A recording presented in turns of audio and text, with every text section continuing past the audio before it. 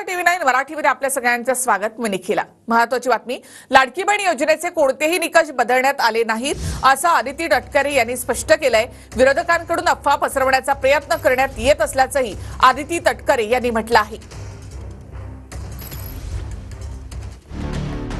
लाडकी बहीण योजनेचे कोणतेही निकष बदलण्यात आलेले नाही त्याची माहिती आदिती तटकरेंनी दिली आहे.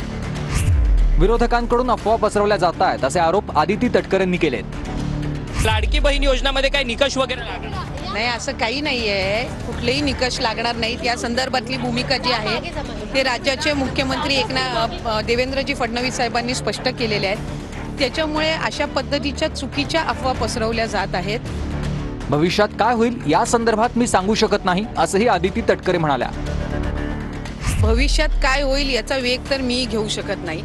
आपण कागदपत्रांवर आणि GR आणि शासन निर्णयांवर विश्वास ठेवला पाहिजे. अशा पद्धतीचा कुठेही लेखी आदेश, शासन निर्णय, कुठं सर्क्युलर आलेला आहे का? नाही.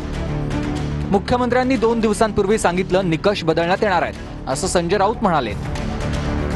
राज्याच्या मुख्यमंत्र्याने सुद्धा 2 दिवसापूर्वी सांगितलं की निकष बदलावे लागतात. निकष न बदलता यासाठी देण्यात आले पैसे 3-3, 4-4 महिन्याची. ही 1500 रुपयाला मतं बहिणींची, महिलांची विकत घेण्याचा प्रयत्न झाला.